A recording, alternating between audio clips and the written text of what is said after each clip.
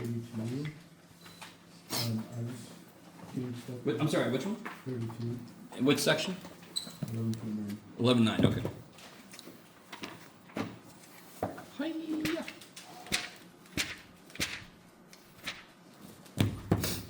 Ooh, yeah. All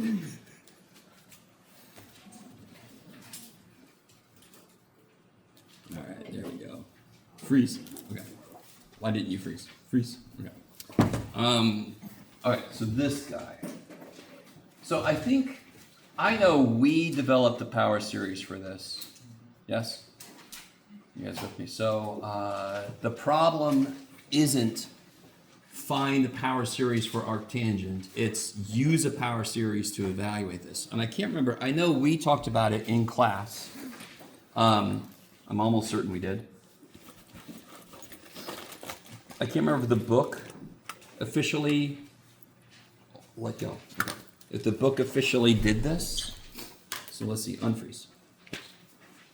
Did the book develop arctangent? Yes, it did, totally. So here, you guys. Hey, you guys. You don't have to redo work that's been done. So if there's an example, don't care what it is, that tells you what arctangent is. They've already done the work. You don't have to redo it. Because on one level, if I made you redo it, I would hope you would just copy this shit, because it's already been done. You guys with me? Mm-hmm. So, you already know the power series representation for arctangent. And of course, arctangent is just a dumber way to say inverse tangent. I don't know if you guys like arc better, but it's okay. Everybody can be wrong. So this is the power series for the inverse tangent. So what's the first thing you have to do to be able to do this problem here? Replace x with x squared. Look, my poor nails. X Huh? 2. Yeah, replace x with x over 2. Now, is the question now, how do I integrate that? Right. I integrated it, found 1 over plus x squared, put that into 1 minus x cubed, and then that gave me my power series for the derivative of arctangent. I don't know what you're saying. So if you plug, where to go? This in, where to go? This. Replace arctangent x over 2 with this evaluated at x over 2. That's the whole idea here. We know what the derivative of arctangent is. I don't know what the shit the integral of arctangent is. You with me? So, go ahead. I'm just wondering if what I did was right, because I took... All right, so let's see. Here's what it would look like, the beginning of this problem.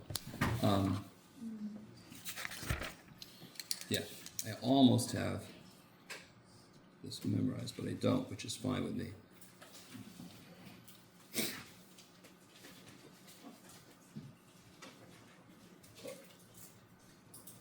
Okay. So there's arctangent. First thing I have to do is create the function that we're actually talking about. Are you guys, no, watch this. If I plug x over 2 in, I'm going to get this over 2 to the this. So just to cut to the chase, I'm going to get that, yes? Is that okay? That's x over 2 to the this, just broke it up. Is everybody with me?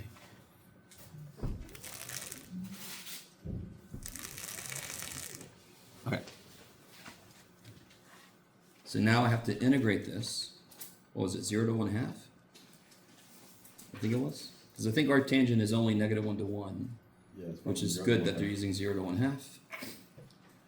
So, just a little side, nothing thing. If they said 0 to 2 arctangent, you couldn't do this because the power series only works up to 1. So thankfully they picked those. I plug this whole damn thing in.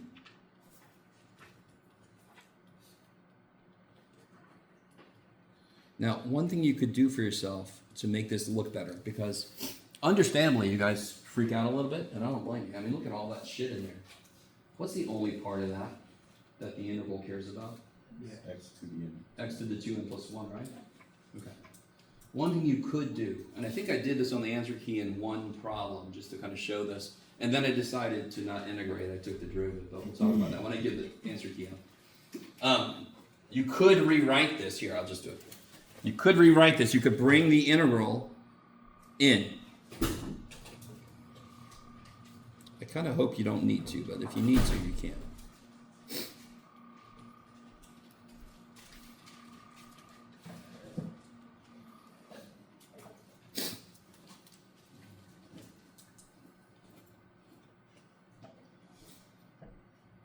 Now, to be honest, you got to be a little careful with the definite interval because it makes it look like I'm supposed to play. I actually have to do this, yeah. Oh, and I'm being a little, okay.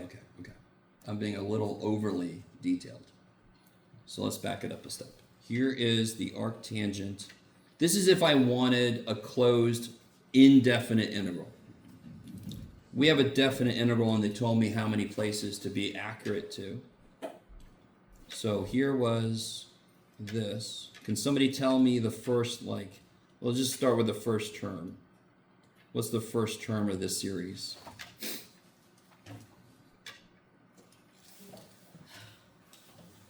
How would you figure out the first term of the series? Plug in 0.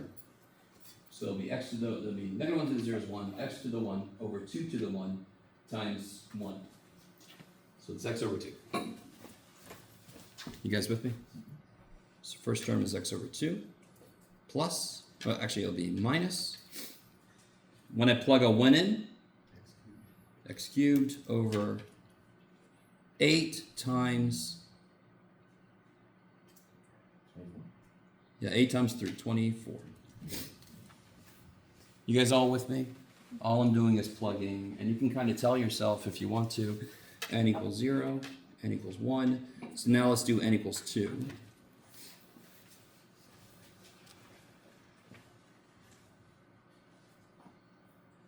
When I have a problem that says, give me an estimate accurate to something, I don't have to use the entire series, because that would make it perfect, and I don't want to do that. Perfect sounds great, but I couldn't represent the number, because it would just become a series that I'd have to evaluate, and I can't do that shit.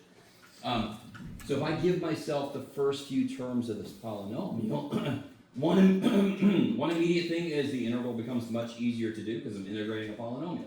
The trade-off is it's not going to give me the exact answer, but most applications I don't need an exact answer. If I want to be more precise, what do? Go out a few more terms. That's the beauty of this thing. So the next term would be n equals 2. This would be x to the 5th over 2 to the 5th. Jeff, you just told yourself that. It's 32 times, if n is 2, this would be 5. So 32 times 5. Yes, I think you just said 160. You guys, if I gave you a problem and just said find the first few terms, you should wonder to yourself, wow, he must have been in a good mood when he made this. And then just plug n equals 1, n equals 2, blah, blah, blah. Yes? What's 1/2 to the 6th power? Do you agree with me that's pretty small? Okay, so this might be enough terms. Let's try this out. So if I want to integrate from 0 to 1/2, the arctangent, that would be approximately equal to this integral. Become a 2. So the question, the integral of the arctangent is approximately equal to this.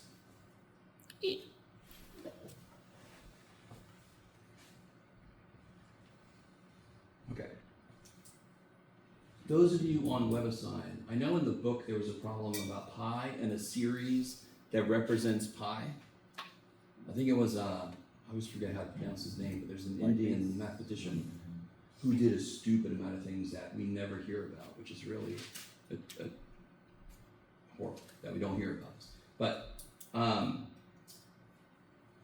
I don't have to go very far in a lot of these series before it really converges quickly. especially when I'm plugging in stuff close to what it was built around. So this will approximate the actual interval I want. And this is easy as shit. Yes?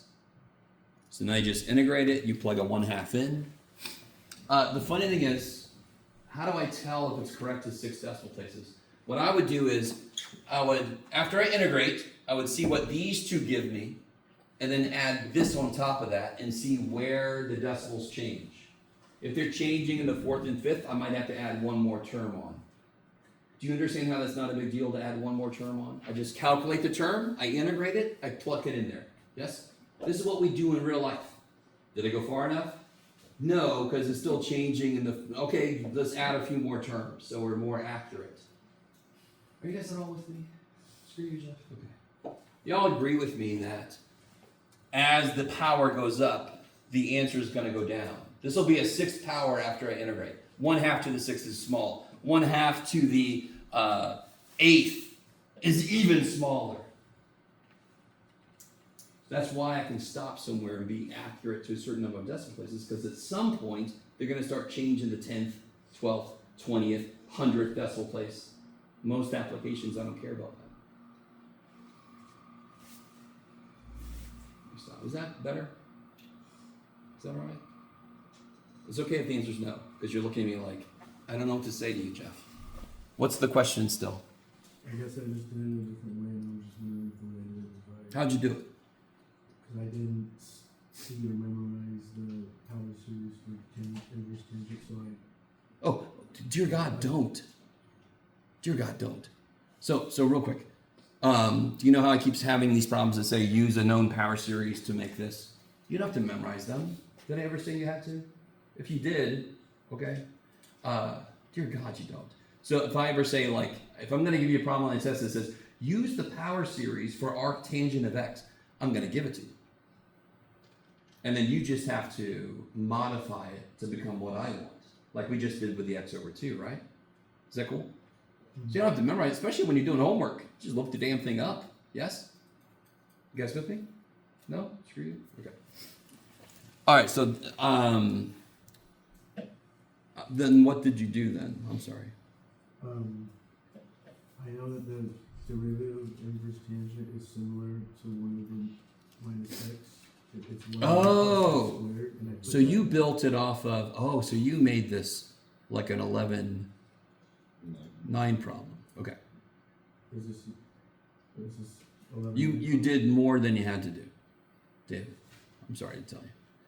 So in 11:10, are we in 11:9? This homework. Oh, we are in 11:9. But the great thing is they did this already for me. I think that's the part you missed. So you kind of started from the beginning. Yes. 1/1 minus x, right? Yes. You didn't have to do that because we already have it. Right. And if you wanted to, you could just copy this. Okay. Is that so? You didn't have to start there. You just started further back than you had to. Okay. If you're ever doing homework and number 30 makes you figure out the power series for a function, and then number 36 says now integrate that, you don't have to redo. You just say, look at my number 30 work, Jeff. I'll just start there. Yes. You never have to redo something that's been done unless I'm on a test and I say we did this already, so you do it now. You should be able to. I might say redo this, rederive this. But in homework or something, you can build off of what's been done. You're fine. Okay. Is everybody cool with that problem? Okay.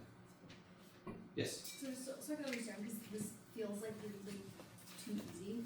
Like I feel like just like the plugging in that you showed us, you basically when you know like when you figure out like what the power series is, when you like integrate, you just have to plug in whatever value of x. So the way I started doing this, because I had a different problem in my head, was I was using the entire series. Mm-hmm. This problem is a definite integral and they want an approximation.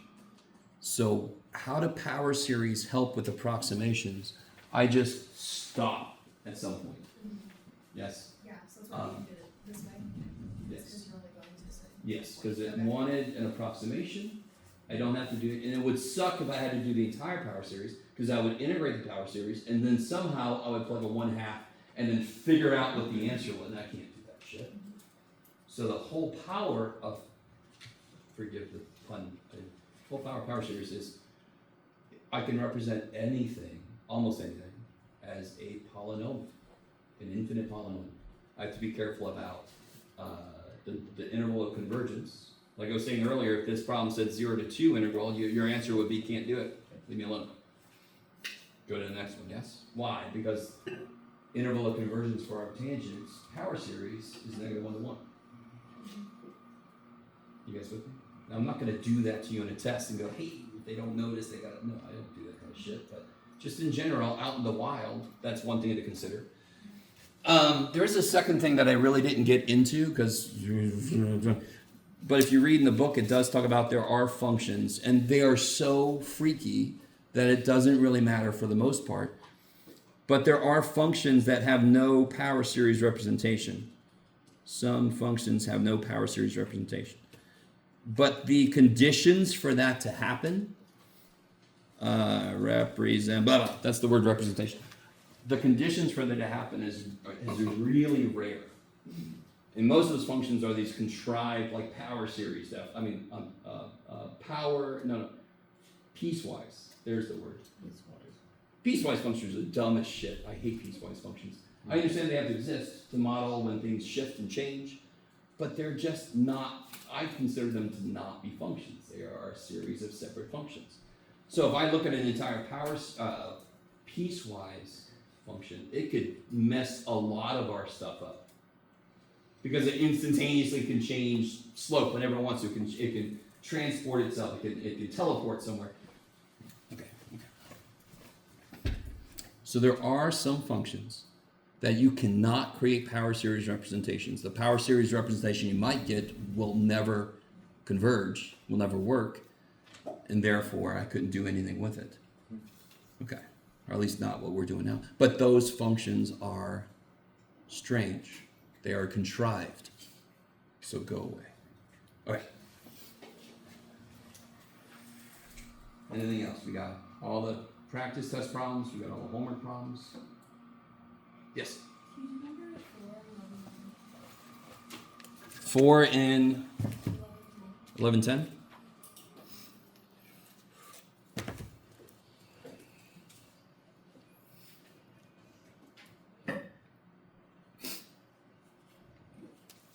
Ooh, okay. This one, okay, I see. Let me write this down.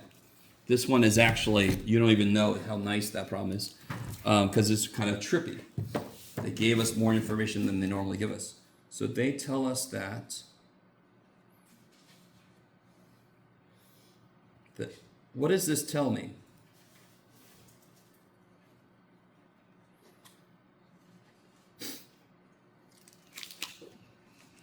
Can somebody tell me what that is?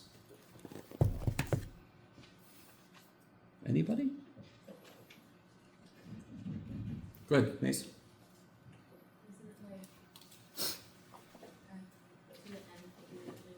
Good, that's the nth derivative of f. Now, just to let you know, two things. I think I said this earlier. If I do ask a question on the test and I say create a power series from this, I will give you the power series. You don't have to memorize any power series. You guys with me? I'll make you memorize enough already, so I figured I can stop for a little while. You guys cool with that? If you want to memorize them, go ahead. You can.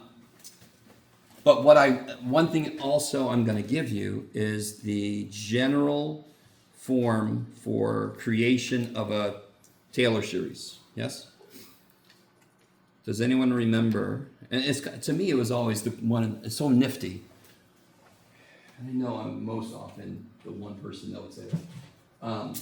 But there's an nth derivative, an nth factorial, and an nth power. That's the way to remember the form of a Taylor series. There's an nth derivative,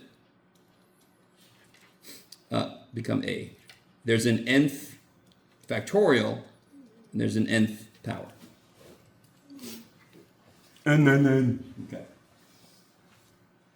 was trying to be an A in there, by the way. That poor little collection of too much ink. Okay. So, what is A for number 4? 4. So they already gave me this piece. So this, you're not used to this. I don't have any work to do. Do I have to take derivatives? They already took every derivative, yes? You guys see that? If I want the first derivative, I just plug a 1 in for n. So they've already taken the derivatives, found the pattern. All you have to do is take all this shit, plop it in, put it in place. What goes there? The nth derivative goes there. So in general, if this is the easiest way to do this, by the way, when you're creating a power series, a Taylor series, and you make all your derivatives, that is the easiest place. And I did say this before, but just to really highlight this, that's the easiest place to see the pattern. So I'll show you, we're going to probably step through at least one of the ones on the practice test, the Taylor series problems. And I want to show you how you can pick out the pattern there easier. So they took the derivative, they found the pattern, now we just got to plug it in. You guys with me? This is sort of like there's a problem that said like an plus 1 equals shit times an. And they said, does this converge? You make a ratio test, because when you divide, the an's cancel and you just take the limit. I don't know if you guys remember what I'm talking about. There's a problem that was recursively defined, and it said an plus 1, just to make something up, equals n factorial over n plus 1 an. Does this converge? And a student might say, they didn't tell me anything, what the shit. But wouldn't I make that ratio to do so it's set up to be too easy. And when it's set up to be too easy, often as a student, you don't trust it. And you go, it's got to be something else here. Or you don't even realize it. And I don't blame you, because you're not used to the problem giving you most of the work done. This is most of the work done. They did all the derivatives. They shoved 4 into them, and then they figured out the pattern. They did all that work for us already. All right, Jeff, stop talking about it. So you shove it in there. Do you see how the n factorials cancel? Blah, blah, blah. And then you're done. Yeah. So that is an appropriate number 4, but it can be tricky because you're expecting to have to do more work. Okay. That was a good question. Yes? This is just kind of general, but could you show us like another Taylor series Sure. example? Yeah. Does anyone have a function you want to work with to create a Taylor series?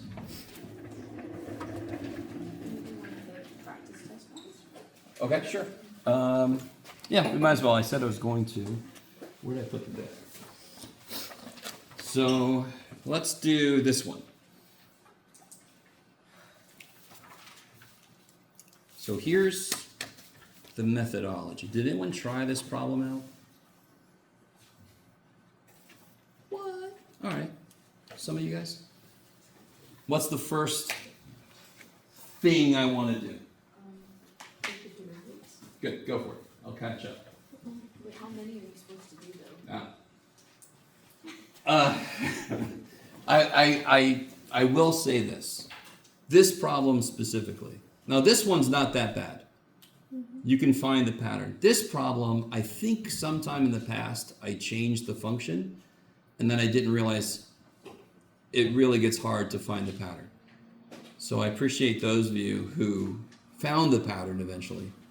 But if I put this kind of problem on the test, I would say find the 5th degree Taylor series or something. What does it mean if I say find the 5th degree Taylor series?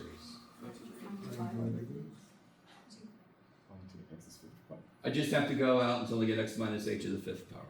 So I just do enough until I get there, yes? How many derivatives would I have to take? If I want to get to the 5th power, how many derivatives do I take? 5, yeah. Do you see what I mean? Now, Celine's question is really good. She says, if you wanted us to find the pattern, well, my answer would be go as far as you need to until you see the pattern. Okay. Now, this problem is a little harder than I would want that kind of problem to be. I don't know if you guys are with me or not. So let's do this. Let's go out to the first, like the function and then the first 4 derivatives. Let's go out to the 4th degree. So take the first 4 derivatives.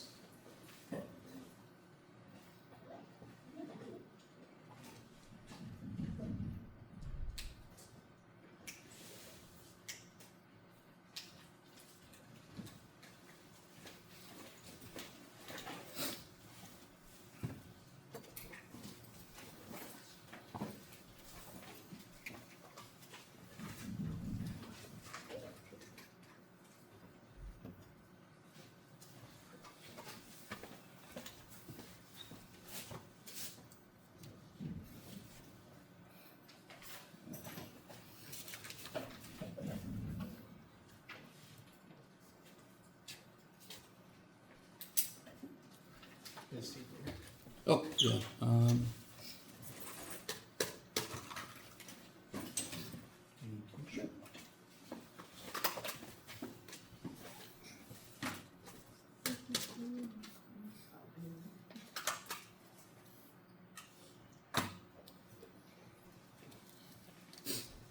As I do this, some of you guys might experience a little PTSD. I don't know if you did this wrong. So every time you take a derivative, now here's the interesting thing about fractional powers. There's always going to be a point that I go from positive to negative powers, and that is the location of a break in the pattern. I don't know if you guys, I'm just going to say this. You don't have to memorize this. If I had x to the 7/2, it's going to take a while until it becomes a negative power, yes? So aren't the first several are going to be purely positive outputs?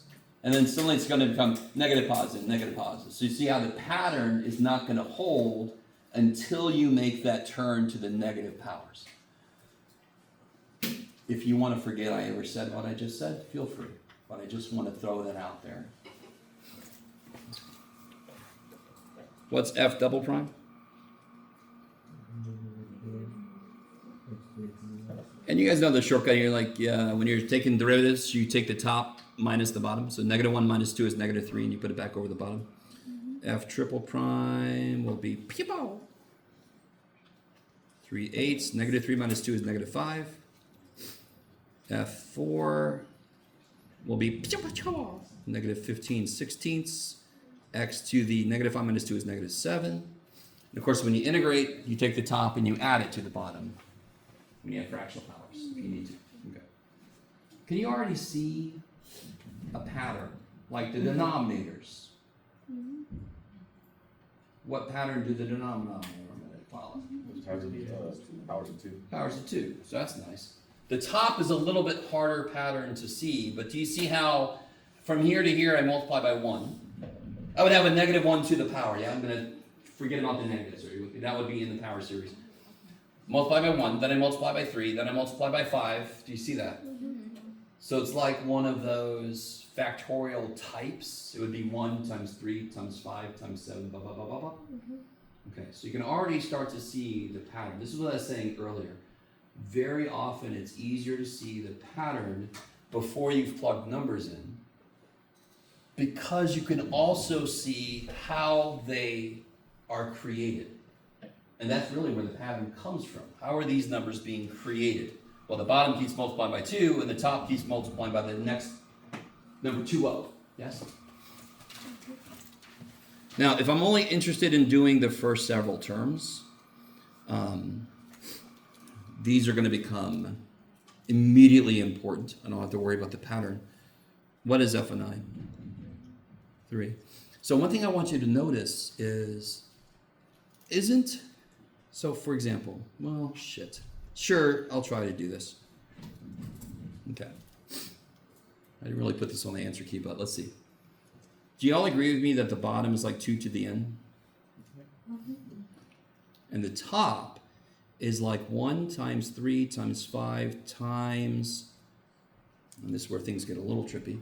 When n is 1, it's 1. When n is 2, it's still 1. When n is 3, it's 3. So things seem to turn around here. Now, listen. I'm not going to spend too much time on what I'm about to say, but just to show you how you could tease out the pattern here. I multiply by 1, I multiply by 3, I multiply by 5. So I keep multiplying by, for the fourth one, I multiply by 5. Yes? So it's like 2n minus 3. Okay. And then it would be x to the, believe it or not, 2n minus 1 over 2.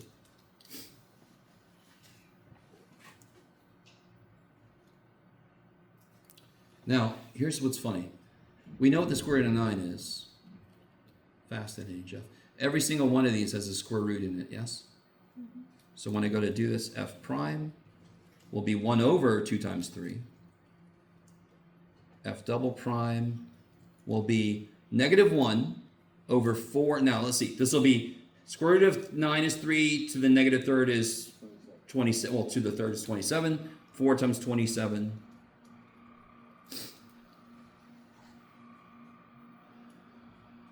Because I definitely don't want decimals up in here, yes? Okay. Is everybody with me so far? I mean, this is the same. Besides this is what we did for every Taylor series that we were creating. Why am I putting an X in? Sorry. F triple prime of 9 would be 9 to the 1/2 is 3 to the 5th power is 243. But then one of the 3's cancel, so it goes back to 81 times 8, 648. I don't know if you guys are still with me. You will have a calculator if you want to do them. Blah, blah, blah, blah, blah. Okay. And then this one, F4, evaluated at 9. Square root of 9 is 3 to the 7th power. Let me write this out. Negative 15 over 16 times 3 to the 7th power is negative 5 over 16 times 3 to the 6th power. And then that would plug in the calculator. Is that the one that's like 3888 something? Negative 5 over, I think it's 38881? No. Yeah, 3888. Is it, Jeff? Or no, I'm going too far ahead. I forget what it is. What is 16 times? 11664. Do it again? 11664. 11664. Okay. We'll get the other number in a minute. Was it 3 to the 7? 3 to the 6, because I canceled a factor of 3. Yeah, is that cool? Is that what you did? Yes, I did. Thanks, David. 3 to the 6. Thank you. Now listen. There is a process to follow, and then there's specific outputs of the process. You guys all see the process. Find the derivatives. Plug the number in that you're building this around. Get those numbers. Now, the numbers got a little gross. Yes? We're in, I don't know if you know this, but we're in Calc 2. That doesn't bother us. That should not bother us at all. 5 over 11,664 is just a number. I don't give a shit about it. Poor little dude. He's cool. He's not weird. He's fine. Does everybody with me on the process? So you can literally just do this. I know a lot of my colleagues have different little tables and shit they set up. I'm not really the biggest fan, but you can do whatever you hear from other people or whatever. That's fine with me. Now, if I want to set up the first few terms, I'm going to put on the test, I'm going to tell you this form.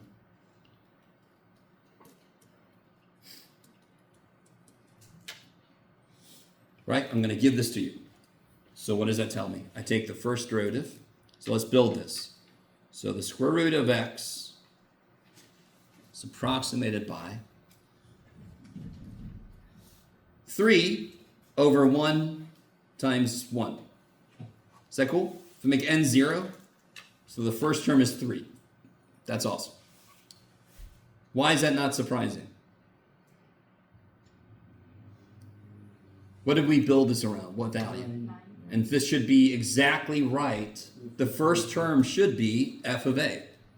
So that's not surprising we get 3. So that's a nice verification that it looks like we're doing things right. At least up to that point. Okay. Oh, I left one thing out, didn't I? No, I didn't. I'm fine. Plus, no, we're still plus. Plus 1 sixth, that's this, times 1 factorial, which is still 1, times x minus 9 to the first power. You guys, I'm just building n equals 1. N equals 2 needs the second derivative's output times 2 factorial, right? Now n is 2 times x minus 9 squared. Now let's go one more. 1 over 648 times 3 factorial times x minus 9 cubed. All right, let's stop there for the moment.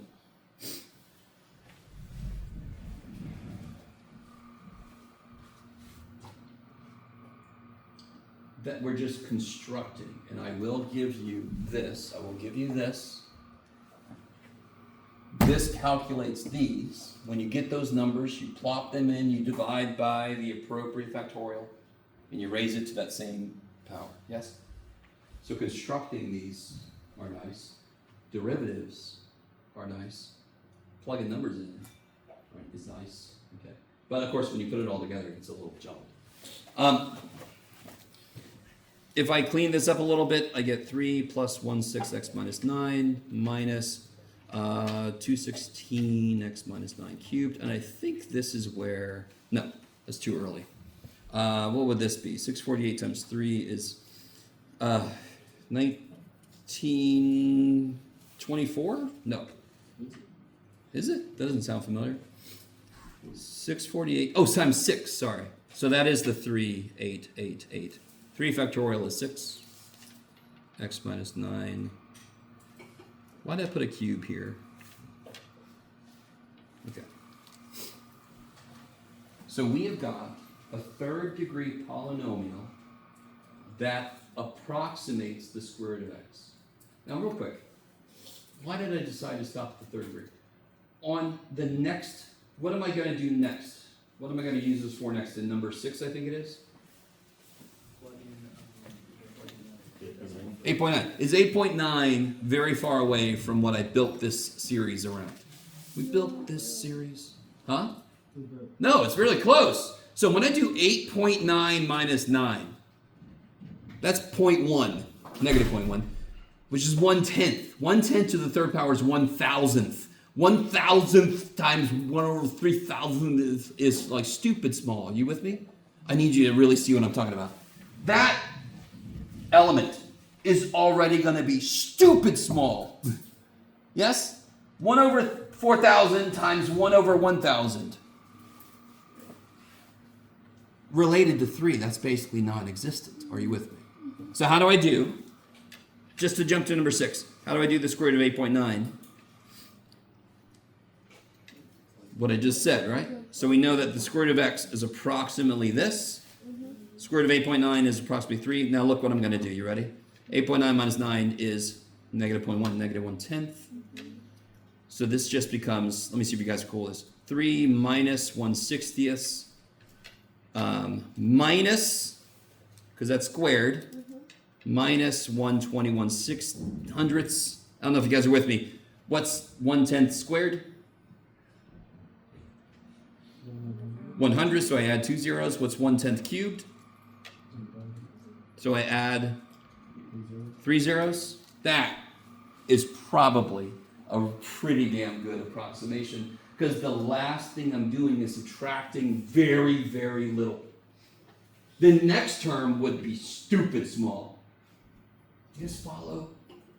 Most applications, I'm cool if I can go out to the 6th decimal place. In fact, most applications, I'm cool if I go out to the 3rd decimal place. Are you kidding me? If you are designing safeguards for nuclear facilities, or you're machining things that are supposed to fit into small, then you might want to go a few more places out, but you do that depending on your field. You do that depending on how accurate you want to be. Okay. And now I just plug this in a calculator. Is anyone doing that for me? It's around 2.983. Roughly, yes?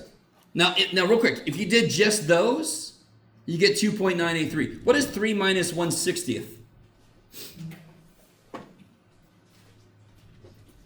Do it. What's 3 minus 1? Don't do it in your head. I love some of you guys are just staring at it like, he wants me to do that. Minus. It's a minus, yeah, I'm sorry. 2.983? 2.983. I mean, the last few decimals are changing, correct? But I wanted this accurate to the third place. So when I do this, it's 2.9832 something s. And then when I do this, that's 2.9832 blah, blah, blah. And when I do this, it's 2.983. So I know it's roughly 2.983. What is the square root of 8.9? This has never worked here. Okay, thank you. Okay. Right? Yes. So for the test to prove that it's the first three decimal points, would we say that after this point it doesn't change the first three? Totally. Or In fact, compare it to I don't the know. calculator? What's it? I'm sorry. You had more. Or compare it to the calculator answer? Don't do that. Okay. I don't know if you guys, you probably didn't do Newton's method in Calc 1. Is this true? Did I even skip it? See, I'm now a member of the suck. Newton's method kicked so much ass. And I remember now, I did have to skip. And I skipped epsilon delta too, didn't I? You skipped. I know, I normally don't. But most of my colleagues don't do that. Anyway. If you did, anybody do Newton's method that you remember in Calc 1? See, now I'm going to start to cry. I'm going to go to my corner at home and just cry, my little cry corner. I've got that for sure. So I can't make that comparison. If I want to be accurate to a certain decimal place, you literally can just subtract the first term, see what it is, subtract the next one, where does it change? Because you know they're decreasing. How do I know they're decreasing without proving shit? Because I'm raising a number less than 1 to an increasing power. So they are decreasing, there's no question. Yes? So if this gives me an answer, and then subtracting this keeps the first 3 decimal places the same, and then subtracting, I'm good. I'm golden. Because now they're going to start affecting the 8th, 9th, 10th decimal place. Does that make any sense? The same thing happened with Newton's method, which is why I wanted to make it equivalent. But even I didn't do anything after that. Nice. Yes. So just to check for like when we're like doing this on the test, we don't necessarily need to write like the F to the N of X. Like, so we don't need to like. So let me make this clear. I kind of started putting it together a little bit. If you want to try to, and it's on the answer key, and I've got to actually talk about one thing about the way I did it. If I gave you a problem, and again, I did change this problem at some point in history, and I didn't really consider how horrible the pattern would become. I just want to show you it is possible, but I'm not going to do this to you on a test. Okay. Because this would just be so mean. And even though you know I am mean, I'm not this mean yet. Right? A few more years maybe. I can feel it in me. Yeah, a few more years, I'll be that mean. So be glad you took me now. On a test, if I gave you this problem, I would say give me the first to the 4th degree. Yeah, which is what we did with. Which is what we did. Okay. Part B, I would say find the power series, because that pattern is much easier to see. So if you want to, we could do part B now, or a different problem if you want to take a straight from power series. It's up to you. Want to do part B? Oh man, I love you guys. You're like, it doesn't mean we like it, Jeff. All right, whatever. Wait, so you specify to what degree you want it on the test? So let's do this problem, and I want to see if you agree with me that it is at least easier than this one to see the pattern. Okay. And so if I would designate, in fact, I know on the test, I do say find the 3rd degree Taylor polynomial for one problem. Yes? So I tell you specifically to stop. So you don't have to find the full power series representation. Okay. So this one, A is 2. F of x is 1 over x. So now I just start going to town. F prime. Now, if you want to, let's write it like this, yes? What's F prime? And what's F double prime?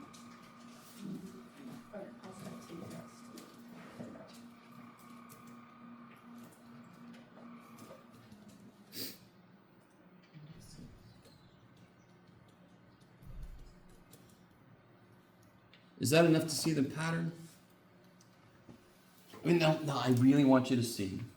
You might not be aware right now of like the importance of the numbers 1, 2, 6, 24. That's factorial, but you can see the factorial building itself.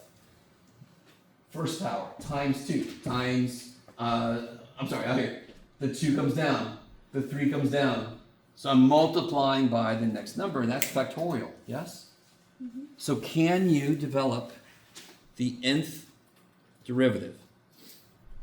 Well, it'll be negative 1 to the, let's think about it. The 0th derivative, which is something we've never said before, but 0th derivative means I haven't taken a derivative. Yes? So it would be positive, correct? So then I want this negative 1 to the n. So when I put a 0, I get positive. So forget about the negatives. We got those covered. If I want to, I don't know. I'm going to leave it up to you how you want to do this. How do I represent the coefficients? Yeah, let's double check. When it's 2 factorial, 3 factorial, sweet. So it's n factorial. And then I can write it like, let's do it like this. X to the, when it's 1, it's a power of 2. When it's 2, it's a power of 3. When it's 3, it's a power of 4. So when it's n, it's a power of n plus 1. So that pattern is very simple to see. And I think some point in the past, part A was a function that had a similar, easy to see pattern. And then evil Jeff changed it. And I didn't realize when I changed it how bad the pattern became. Can you just explain how we determine the x? It's to the n plus 1 and not just to the n? What, you ready? You with me? Yeah. When I took one derivative, what power was it? 2. 2 derivatives. So when n derivatives, it's always how related? Yes. One more. So when I'm on the nth derivative, it's one more than that. Cool. Yes? Can you explain how where the negative 1 to the nth power came from again, at least? You agree with me that these are alternating? Yeah. What is the first term? Is it positive or negative? Right? The first term is positive, yes? Yeah. It's positive. Therefore, when n is 0, I want a positive. When n is 1, I want a negative. So that must be negative 1 to the n, not negative 1 to the n plus 1 or minus 1. Okay. Do you see that? So if it was negative. If I'm starting at 0 and the first term's positive, it's going to be negative 1 to the n.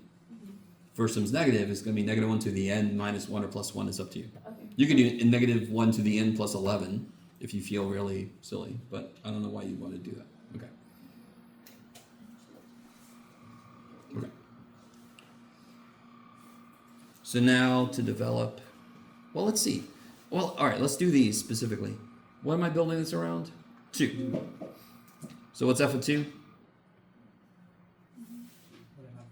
Crazy. What's f prime of 2? What's f double prime of 2? 2 over 8, which is 1/4. What's f?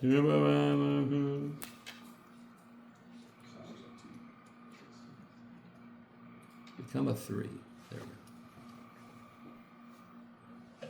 So I could do 2 things now. I could write out the first 4 elements, but I could also write out the power series, because again, this is what I'm going to give you.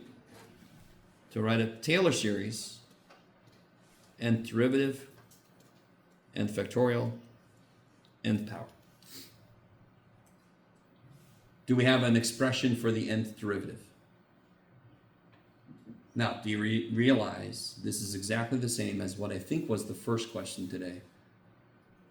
The question you asked, where number 4, where they gave you fn of 4? Well, here I have fn of x. Now, to make it fn of a, I just have to plug a 2 in here, yes? Because if fn of x is this, what's fn of 2?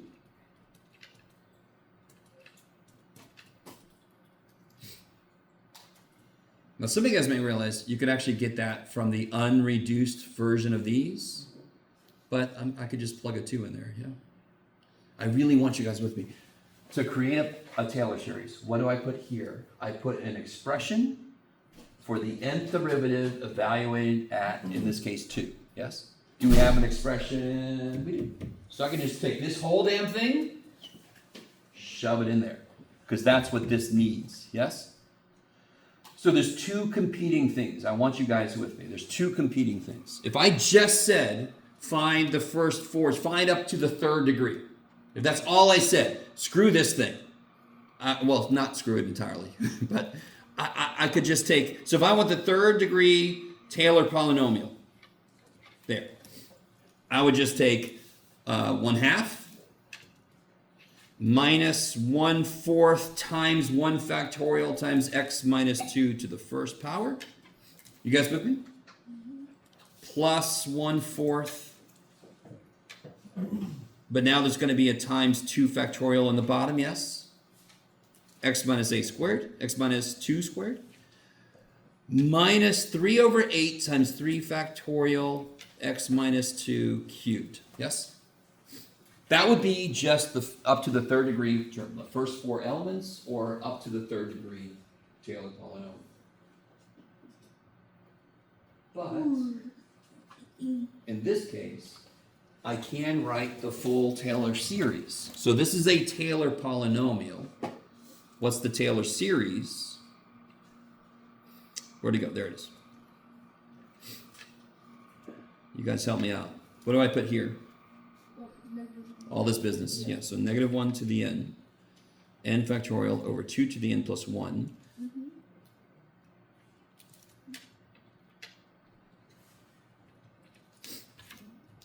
These generate these. Yes? This, I should say, generates these. And what can I do here to simplify this a little bit? How does this simplify? What cancels?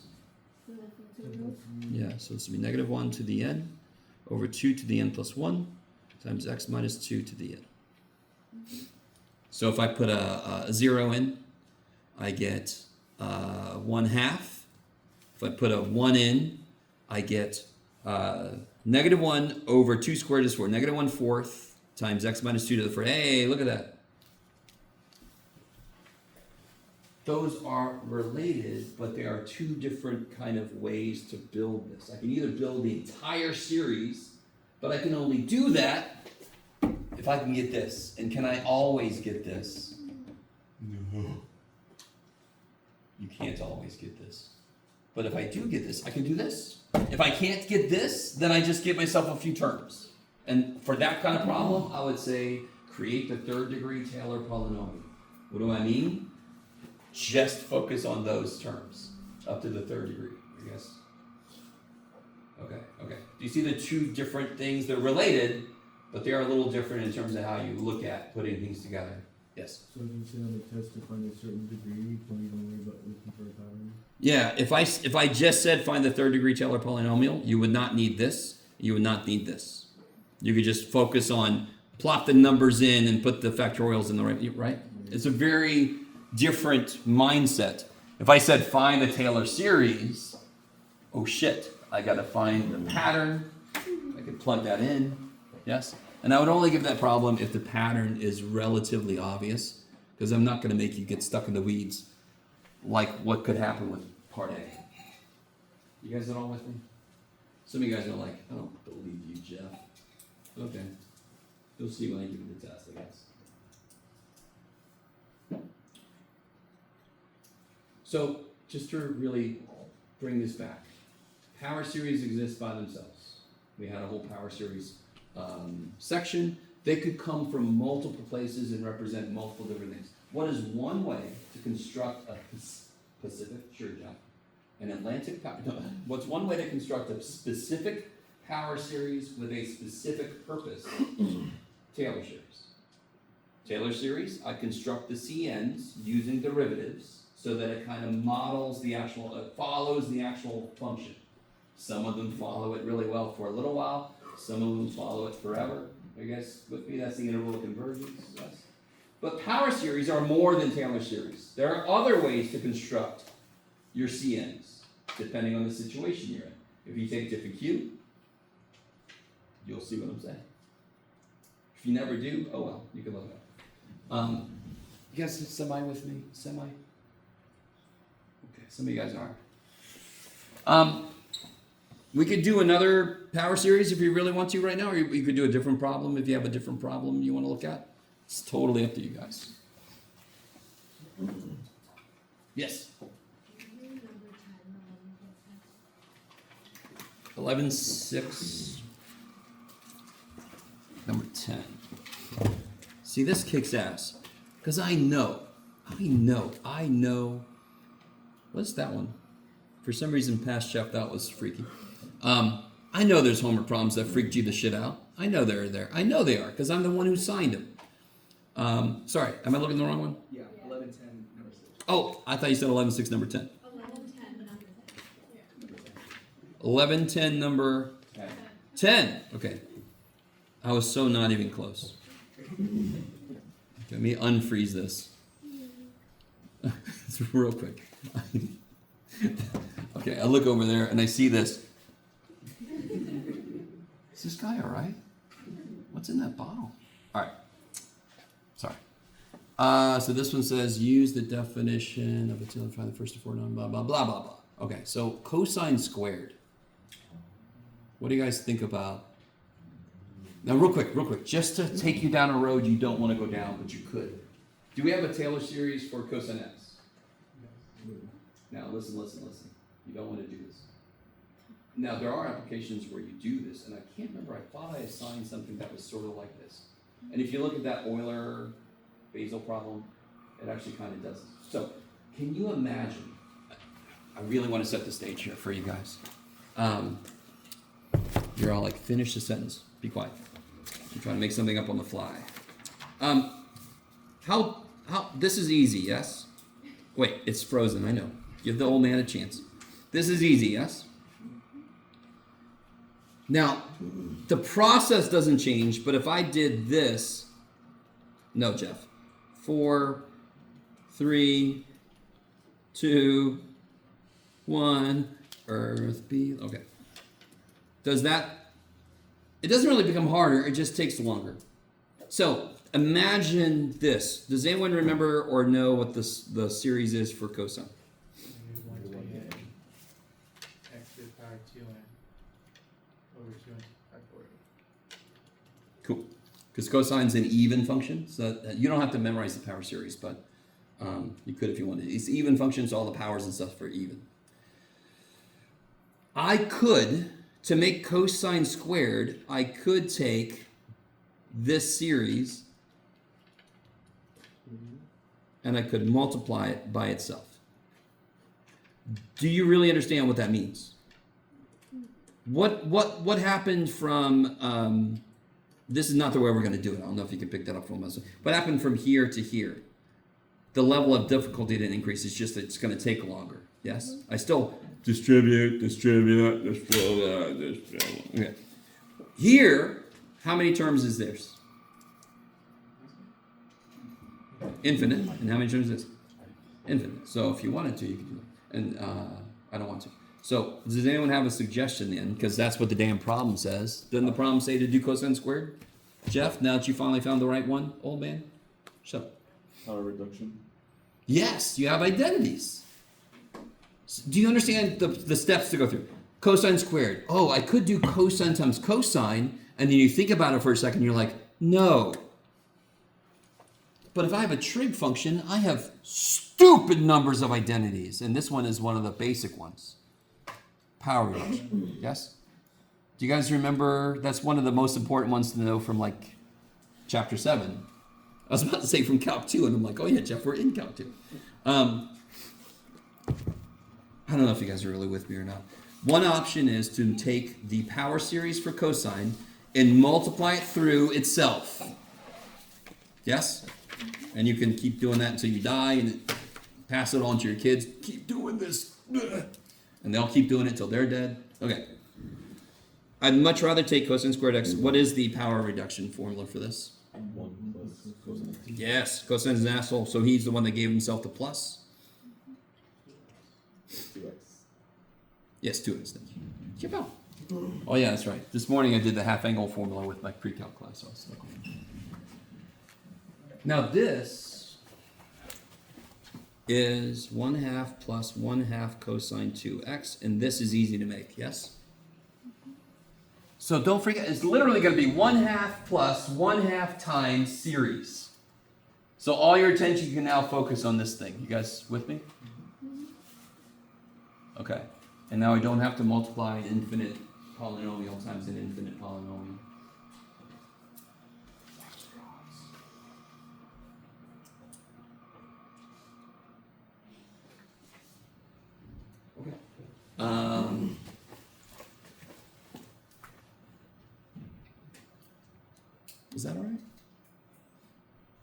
So where do we want to go next? We can talk about the quiz. We can talk about practice test, homework. Yes. Can you go over like a problem that involves having to shift the index Oh, if that's needed? Because I know you said that sometimes you have to. Like, is I there- don't. To be really honest, I was thinking just in terms of generally math. I don't know if I signed any problems that required a change in index. I don't think I did.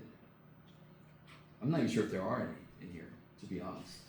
But if anyone is going to take differential equations, that's going to become huge. So I wanted to try to lay down a foundation. Two things you could do: directly change the index, yes, or pluck a few terms off, and then you can make it like terms with another one. I to be really honest, and I'm really sorry. Obviously, in my old age, everything's blending together, right? It's all math. So sometimes I'll bring in something, but if you are going to take differential equations, it's going to become important then. Did the idea kind of make sense? The two ideas? And I you was the just, one who asked it. whoever. Well, all right. I've decided today is a senior day for Jeff, so that's the reason. The two things make sense: the shifting of it and the changing of the indices. And I guess not, because that's why you're asking. But just to go over it real quick, if I have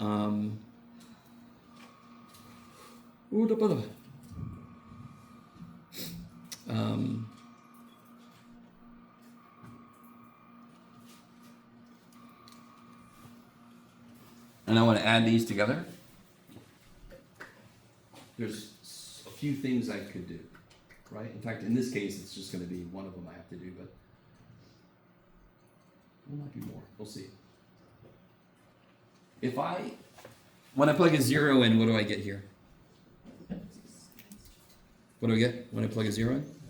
2. So if I start at 2, for example, just to play with this a little bit, what would this be? X to the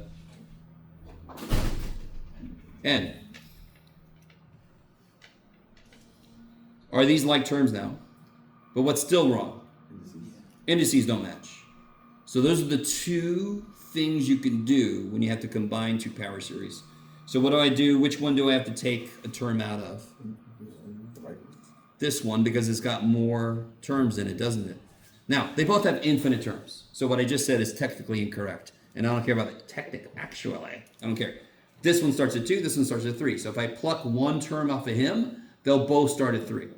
So what's the first term here? So now I have this plus this. Jeff, you gotta put the thing in there. Plus this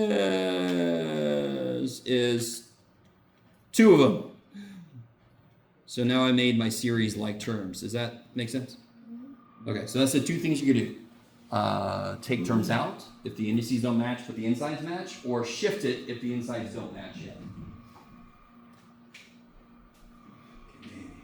Okay, but don't, I'm sorry. That's good for if you're going to take up to differential equations. Yes? For the previous problem we had done, I'm sorry, did- the cosine of 2x and all that simplifies it. Oh, up here. Did everybody get this that wanted it? I'm sorry. Okay. So up here, are you asking like what's the next thing? Yeah. Okay. Cosine x we know. So then cosine 2x is easy to build. So then your answer to this would just be 1/2 plus 1/2, whatever that series is you get. It's literally that. If you know cosine x series, what do you do to get cosine 2x? Just put 2x. Just put a 2x in place of x, yeah. And again, you don't have to memorize cosine x. Some of you guys do, but you don't have to. I will give it to you if you need it, yes? So I'm probably going to have a little section. Well, what am I saying probably? I've taught this before. I always have a little section of different series, and I give you more than you need, so you have to pick the one you need based on what you got to do. Okay.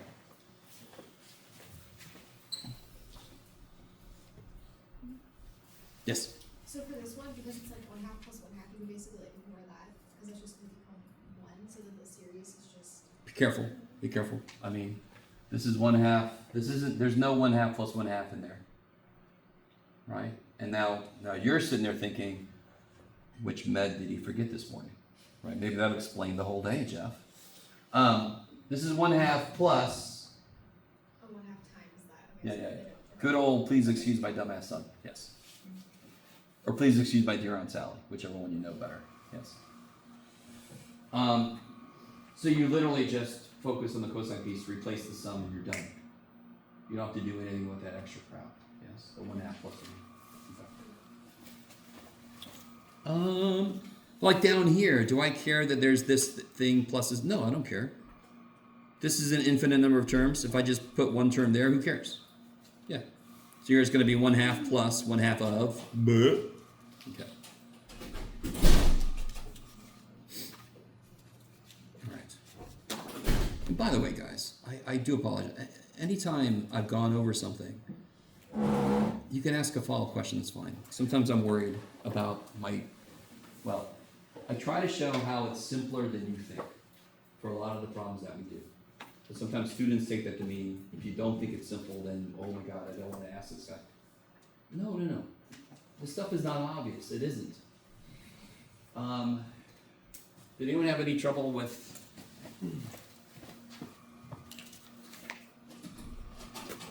Like this one is neat. What's the one thing you have to kind of do with this before you can even do what I ask you to do? Yes. So like, you can take a factor of 10 out, right? And go from there. Okay.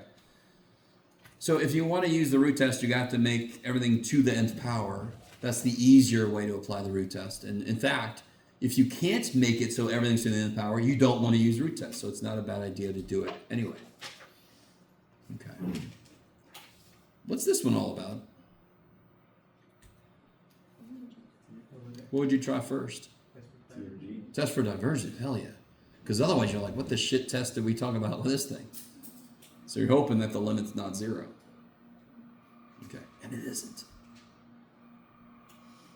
Real quick, a thing about part B. Look, is part B geometric? There it is. It wants to be. So do not tell me R is this and therefore it does this. Don't give me that. That's not geometric. That's not geometric. That isn't. In the limit it will be, which is the whole idea of ratio test. So the ratio test, have you done enough of this to realize that the n plus 3 is going to lead to an n plus 4 and that limit's going to be 1? It's going to effectively go away. What that means is this. When n gets really, really big, 1 billion plus 3 is big. Yes? Thank you, Irish.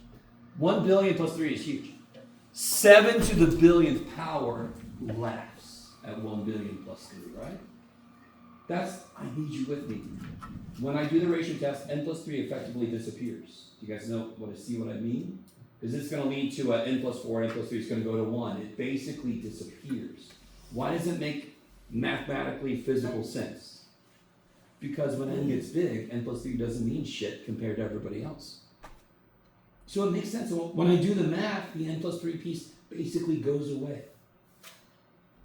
That's such a cool thing. So I'm like, as a student, you're like, come on, Judge, just let me say it's freaking geometric and just R is this. No, it's not geometric. Too bad.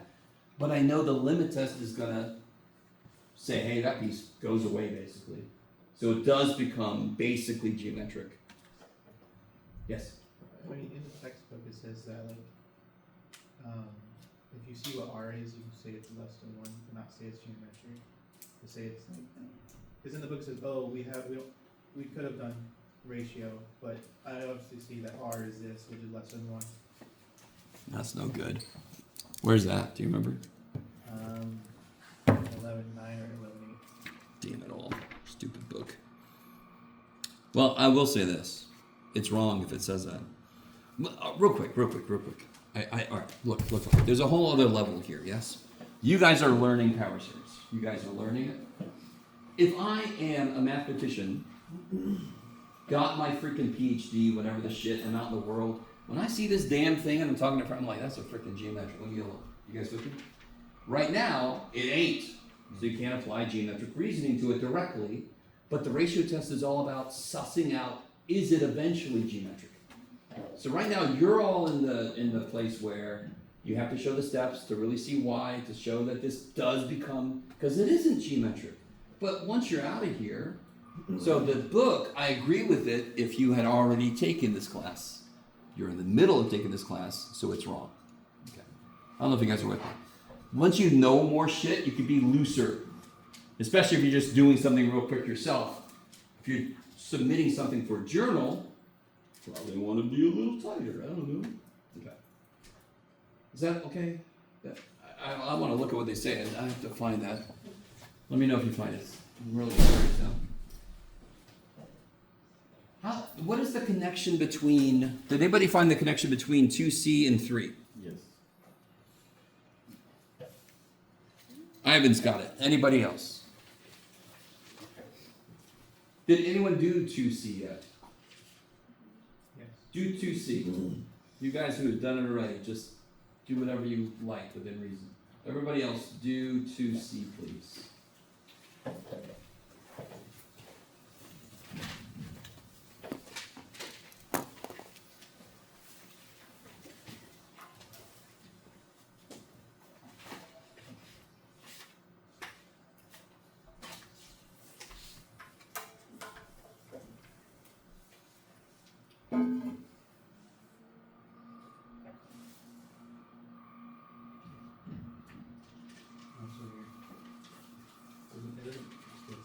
Oh, wait, I'm sorry. Like,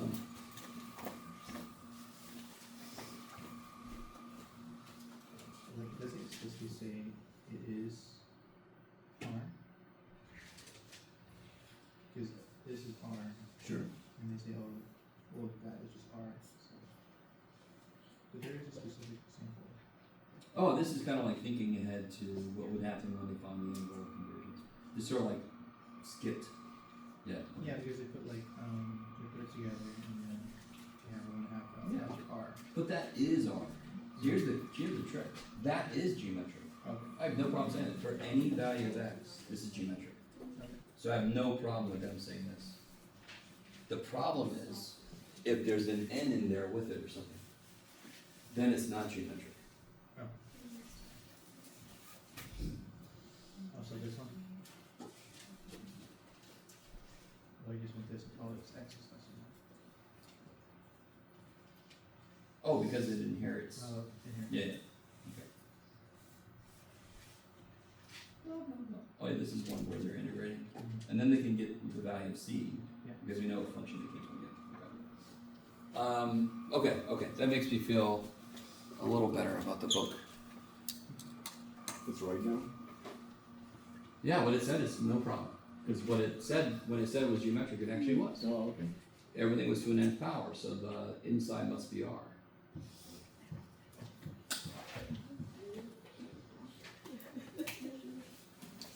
Do you guys feel better about this kind of thing here? Okay, I appreciate the honesty, because you know I'm going to put a problem like that on the test. You know I am, because you've met me before. So listen, let's create a n plus 1. The top is easy, yes? Just put n plus 1 everywhere where there's an n. But on the bottom, if you still don't quite get this, bless you, what's the denominator for the first term? Just the denominator for the first term. 4. How do you know that? So, well, it says to go up to 5 times 1 minus 1. Stop at 4. Are you guys with me? So this last piece tells me where to stop. But I start at 4. What's the second denominator? 2 times 5 is 10 minus 1 is 9, so stop at 9. So 4 times 9 is 36. Yes? Alright, so what's the nth denominator? This. So what's the n plus 1th denominator? N plus 1th. 5 4. Yes, it goes up to here, and the next term, 5n plus 4, because they keep going up by 5. Or you replace n with n plus 1, you distribute and go crazy. Okay. So that's the one mistake I see a lot of people make with that, is they just don't even realize, they just focus on 5n minus 1, and they write just 5n plus 4. That's not right. Because it's building on itself. Yes? So this is basically a factorial, but instead of going up by 1, it goes up by 5. So now I can kind of pretend like this is what I was going to do the whole time. And multiply by what was it? There it is. 4 times 9 times 14, blah, blah, blah, 5n minus 1 over 3 to the n plus 5 factorial. Blah! So you see all this shit, cancels. So be very nice to yourself. When you're doing the n plus 1th term for this kind of build on itself dude, show yourself this, show yourself the next thing. So then you see all of this cancels, yes? Yes? I don't know yet. What else happens? What else happens? Are you guys cool with this? This and this would leave n plus 6, yes? This would leave a 3, yes? Okay, so what's left in there? The limit of 3 times n plus 6 over 5n plus 4. And what is that limit? 3/5, which is... Now here, watch. If somebody says this, so conversion by ratio test. And they're like, I said by ratio test, John. What's wrong? They didn't tell me why. Yeah. Okay, so you have to show me the interpretation step. The analysis step. Okay, you've got an answer. What tells you it's convergent? Because otherwise I'll be a dick and I'll say, oh, so it has to be 3/5? So if it was 4/5, it wouldn't. So it'll make me be a bigger dork than I already am. Yeah. Do we have to test the endpoint? Oh, no, that's what it. Oh, yeah, you only when there's an X, right? Then you're gonna get a range of values potentially, yeah. Yes.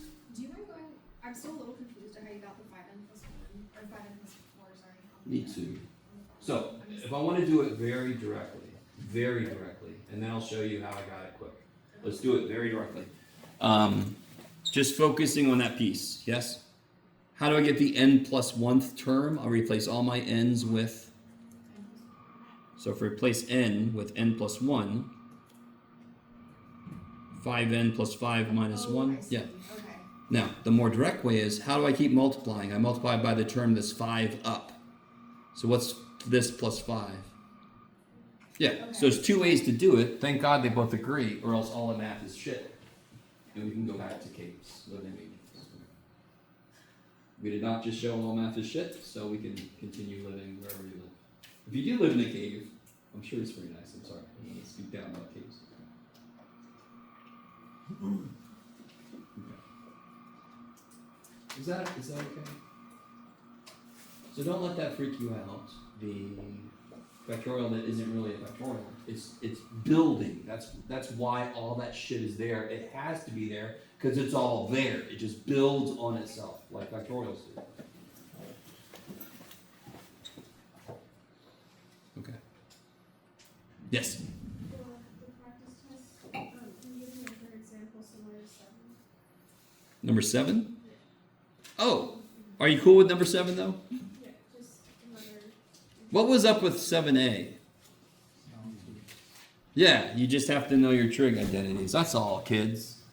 You never have to not know your trig identities. I'm sorry. If you don't remember them, you know I'm going to put something on there. What's cosine squared x minus sine squared x? 1 or no? This always tripped me up. This is so cool. Cosine squared x plus sine squared x is 1. Cosine squared x minus sine squared x, cosine 2x. It's trippy. If you're looking at me like, what the shit? Oh shit. You gotta know we went through chapter 7. We all went through that. Trig identities. You gotta know. Whatever, Jeff. You asshole. Alright. I am an asshole.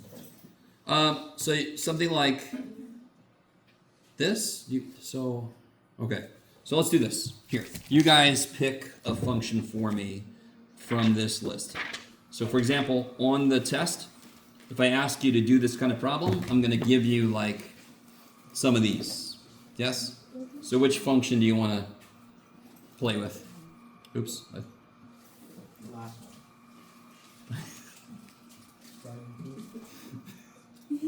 Oh, the binomial series? All right. Which function, except for the last one, do you want to play with? In general, hell yeah, but maybe not for a review day. Real quick. I mean, this function is valid. It's just that this piece of it is what leads to these coefficients, but it's the combinations. So it's its own little discussion. Any of these? Any? None of them? Huh? Multiply 2. Oh, I love you. Okay, I'm gonna pick one. So here I said create this power series, yes? So on the test I might say something like create the power series for what you got, Jeff? Sure. Let's do this. Ooh, let's do this, yeah.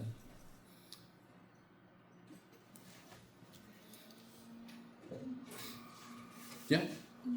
So the power series for sine, That's negative n, sine is an odd function.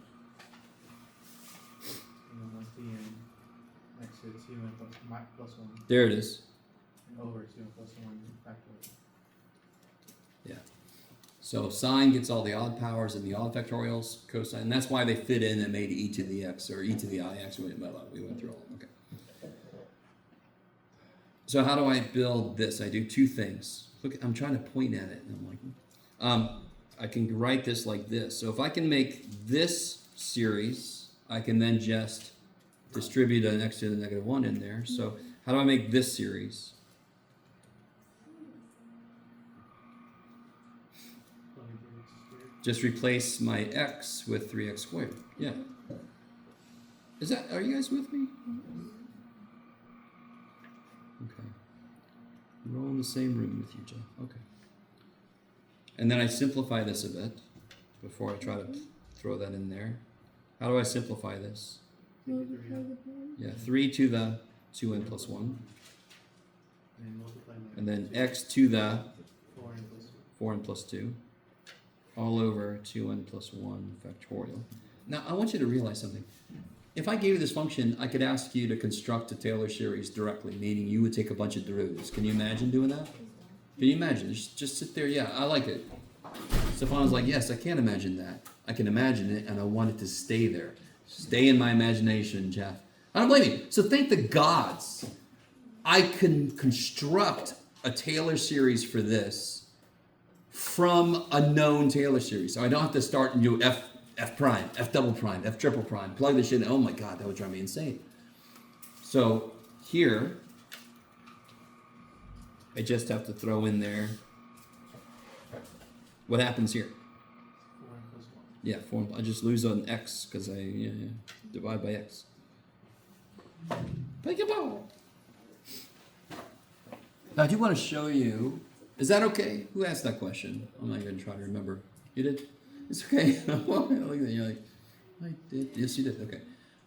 Is that okay? Or that's what you're saying. What, do you want to see another example, or what's up? I don't know. I'm just still trying to figure Listen, real quick. Trust me. If something's unclear to you, it's unclear to at least 10 other people. So don't feel like I don't want to hold things up. You're okay. Which part of this? I did it a little quickly. I'm sorry. So sine x we know. So what's sine of 3x squared? Just plug a 3x squared in place of x. That's literally it. That kicks so much ass. Why does it work? Because I know how functions work. If I replace x with something, I replace x with something. Then I simplify, and then the last thing I do is the multiplier of x. In this case, it's a 1 over x. And then I'll just lose an x, yeah. Oh, what is x to the 4n plus 2 divided by x to the first? Don't overthink it. What's x to the 7th divided by x to the first? I'm just confused because I don't notice a difference in the. Oh, plus 1.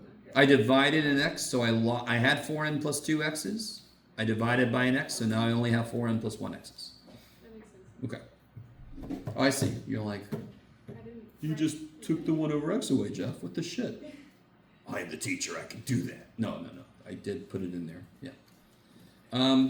Real quick. Do you guys remember the inadequate explanation of this fact from Calc 1? Sort of?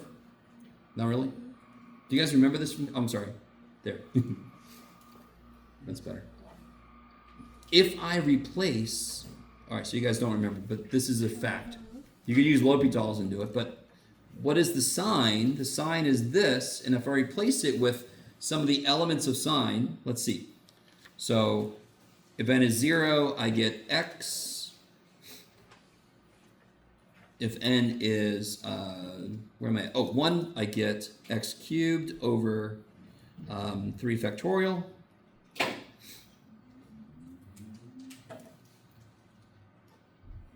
Right? Which reduces to 1 plus x squared over 3 factorial plus, and now I can just plug a 0 in for x, yes? Equals 1. I don't have to do a lot of terms because all that matters is I know every other term is going to have an x in it and letting x go to 0. So that's not the most powerful application of Taylor series, but still, it's one of them. Okay, maybe. Sorry, I want to make sure I show that sometimes. Okay. Oh, by the way, I forgot. So we finished this, yes? What was this? What did it do? I completely forgot to make the connection. Now listen to me. If the limit is not 0, if the limit, here, if I have a series, God damn it, I don't have any paper. If I have a series and the limit of the generating pieces is not 0, what does that mean? Oh, Rose, here. You want this. Thank you. Hi-ya. If the limit is not 0, what? Can't convert it. It diverges. So let me write that down. Let's have a little, what's the only way I can make this class more fun? If I have a little logic lesson in the middle of it. Yay, everybody loves that. So if the limit is not 0, then the sum diverges. If P, then Q. If this is true, then this is true. If you make an A, then I will buy you a car. If I don't buy you a car, you must not have made an A. That's the idea, yes? The mistake students make is they think if P, then Q. If not P, then not Q. That is incorrect. That is logically unsound. That's not good. So what does that mean, Jeff? I don't know. If the opposite of this, if the series converges, then, and I'm really sorry, that little symbol means not. It means like opposite. If the series converges, then the limit is 0. That only makes sense. That only makes sense. If the limit wasn't 0, it diverges. So if it converges, stupid limit's got to be 0. So therefore, what is the answer to the problem? Here's my thing. That's definitely a You problem. need it? Where'd it go? Oh, here, look. Oh my God. That converges. Therefore, what's the limit of this? 0. Now, of course, that would be a semi-evil thing to put on the test because a lot of people just try to actually calculate the limit directly. Bullshit. You know, you don't know what the derivative of factorial. You can use L'Hopital, so no. But because you did the series and you see it converges, that means that limit is 0. You don't have to do any work.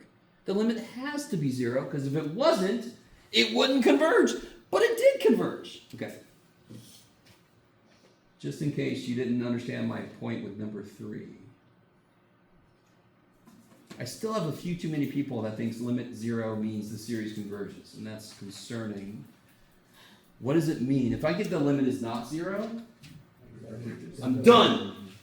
If I get the limit is 0, my work is just started. Okay.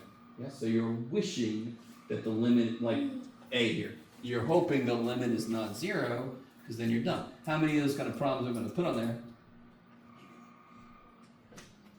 So if you get like 7 of them that you think, okay, you're doing something wrong. 4B, could anyone tell ahead of time what kind of answer that's going to be? Oh, 4B. 4B. Do you guys see how, for any constant, what is that series gonna do? That's gonna freaking diverge crazy, yes?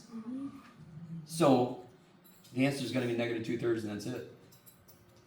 Because if I make this any number, it's a multiple of a divergent series. Now, does that mean you don't have to do the work? No, you should still do the work, but you should kind of, you don't have to know this ahead of time, but that's gonna just be one of those weird one answer things. And then do the work and not be surprised when you get the limit is infinity. That means only one answer works, yes? So what was it about interval of convergence? What is always, always at least true? There's one place it converges. And then what do we do the test for? To see how far away from that one answer I can get and how it's still converged. Yes? I do want to say one thing. When we built this, could the interval of convergence be negative infinity to infinity? What's the domain of the function? So in general, when we have functions we're trying to represent with Taylor series, the function itself could put boundaries on me. I can't go below 0. Because the series is not going to account for complex solutions. I could make it so. No, let's not do it. That's a little side note, I'm sorry. I just want to show you. I'm trying to show you the full picture of this. Depending on the function you're given, it could inform you what you can't use already. Okay.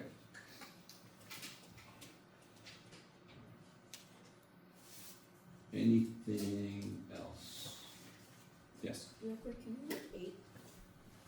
Practice test?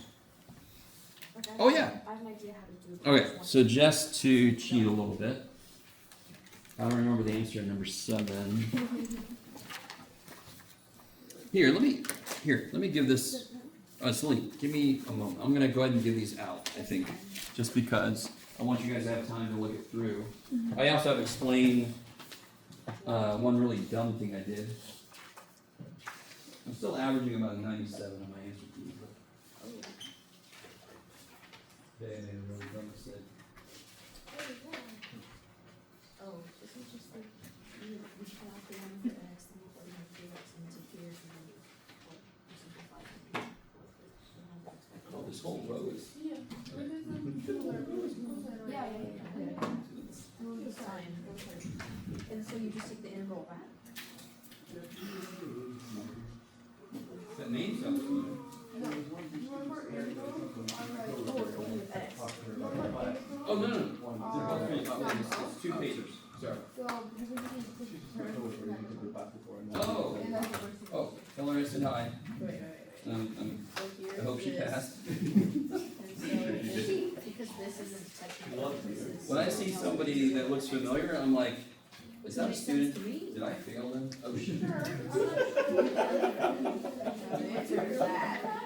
No, I've had students that I'm like, you were in my class, and I remember who this one girl, she's like, yeah, you failed me, and she walked away. Makes sense, Joel, Okay. dealing with the X. I didn't fail you. Because if we're working with that stuff, you have to bring all to X, so you can integrate it. That makes sense to me. Yeah. But I see students like I had seen for 12 years, and like, And then you just combine it. And then just put it back together. Okay. That makes sense to me.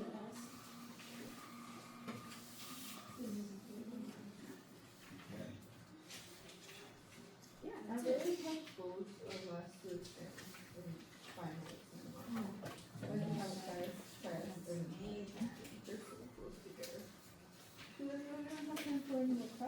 alright, so move back to your question. I mean, Celine, I didn't necessarily mean to do this just to say, look at the answer key, but I did look at the answer. okay, here's the mistake I made. Can anyone identify the mistake I made in number 8? And I'm okay with it because, you know, I constructed this answer key this morning because I almost forgot to make it. Right here, everybody please, right here. What did Jeff do? Multiplied by. No, what did I do? I took a derivative, yeah. Everybody.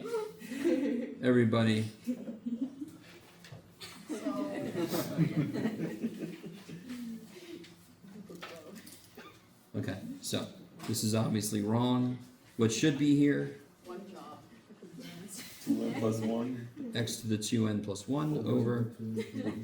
So this really makes the series a kind of nifty, because it already had a 2n plus 1 down here, right?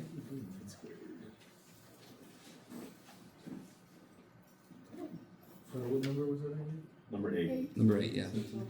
So now listen, I don't proclaim to be like the Steph Curry of math, but even Steph Curry misses some shots. Do you guys know Steph Curry? Some of you guys? Okay. Around that age. My brother's actually kind of Steph Curry. Yeah, he's old now, right? He's still playing though, isn't he? Yeah, he's still playing. What team is he on now? He's still on the Golden State. It's on the Nice. You can tell how much I'm paying attention. All I know is my Celtics. I'm not liking that they lost a couple games to 76ers. All right. And now you can see one reason why I give partial credit, because humans make mistakes. It's almost the definition of human. But that came out nice. I like that. 2n plus 1 squared. Does that answer any questions you had or no? So when we take the integral, we're just taking the integral of the parts of the x, right? Of course. What's the only thing, and this is the one I wrote like this, because it was indefinite, so I didn't have to be careful about plugging stuff in. What is the only thing the integral sees as a variable? X. What is the only thing the summation sees as a variable? N. So you can't take anything out of the series that is n dependent, and you can't take anything out of the integral that is x dependent. What about if it's x to the 2n? Huh? What about what? X to the 2n? Yeah? Is that not independent? Of course it is. That's why I didn't take it out of the integral. It's still in there. So I took all this shit out of the integral. I guess what he's trying to say is, because it's raised to 2n, why did you leave it inside the integral? Because it's still dependent on n. Is this a function of n? I'm sorry. It's still dependent on x. Right. Yeah. So that's a function of x. Yes. So is this outside of the summation? Nope, it's still inside of it. Why can't I take that out of the summation? Because it's n dependent. Why could I take all this shit out of the integral? Because they're not x dependent. Do you have to do this step? Do you have to? No, I could just realize that's the only part I gotta worry about, and I could go straight to here. Or straight to the good part. So the integral only sees x as a variable, so you only have to worry about this. So it's understandable that a student will look at this and go, a shit. But it's easy as shit, because the only thing you have to worry about is this. And since we're only talking about power series with these, Taylor series specifically, but they're a type of power series, it's always going to be x to a power of n. It's always going to be some version of that. And that's an easy-ass integral to do. So believe it or not, integrating an infinite polynomial is easy as shit. Okay. Maybe? No? It's okay if you don't agree with me. I'm sorry. That's a perfect example of me trying to show you it's not as hard as it looks. But my tone could also say to you, oh, if I don't understand, I don't know what's going on. No. You can still ask follow-up, but it's literally power rule. Add 1 to the power, divide by the new power. That's how every power series has to work, because every power series is x minus a to the nth power, right? This was to the 2n because of manipulations we had to do. Yes. But it's still x to an n power. That's easy. That's an easy integral. Of course, Jeff found a way to mess it up anyway, but we won't leave Jeff alone. He's got a lot going on. Yes? And since you grade the process and this one's dependent on a different answer, if we do that correctly, the other one will Totally, of course. That's why I say that if a math teacher has a Scantron requirement, then he's not really a math teacher, or she, or whatever. If you make the series wrong, but you do the integration correctly, you'll get all the points for the integration. You'll just lose points for the series creation. Yeah. Your answer will be totally wrong. But what am I grading here? Your ability to integrate a series. It almost doesn't matter that the series you're using isn't exactly the one I wanted, yes? But you will lose points for series creation.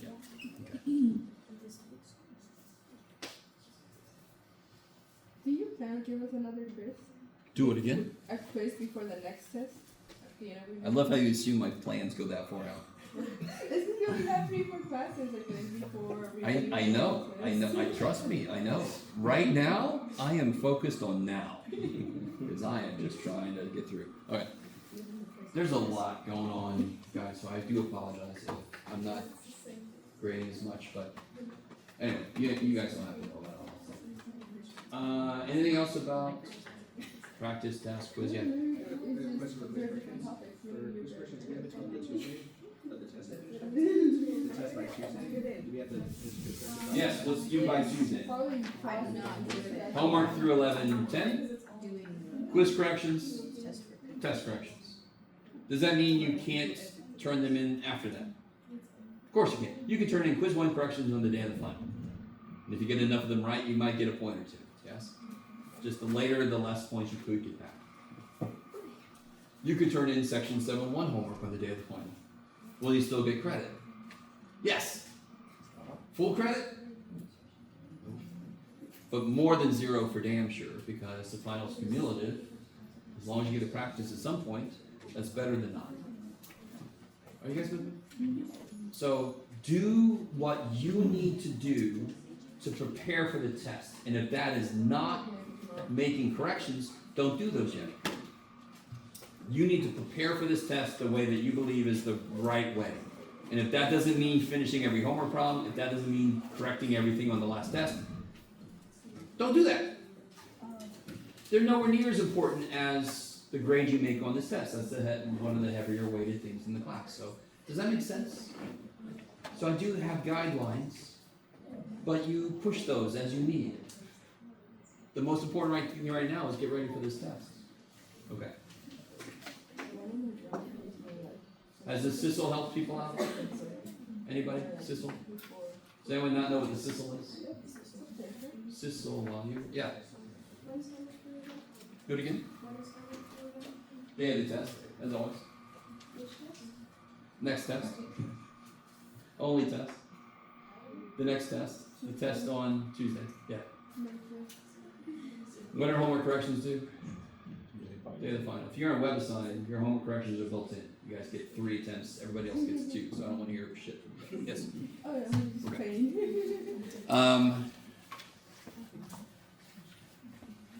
Any other questions?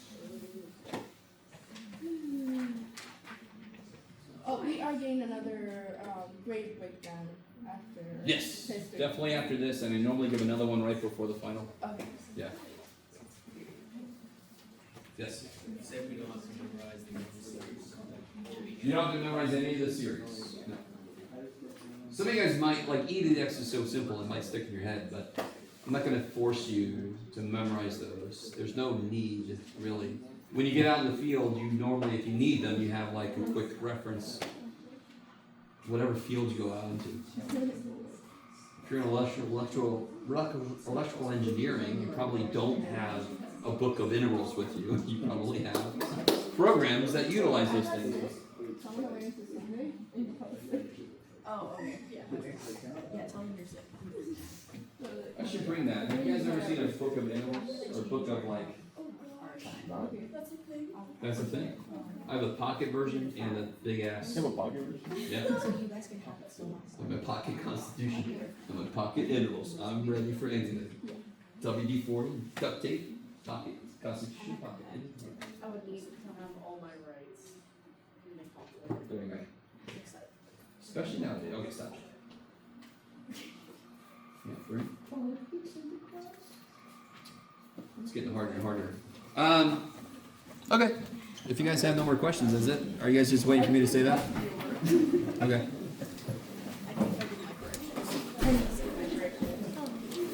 I corrected like 7 things.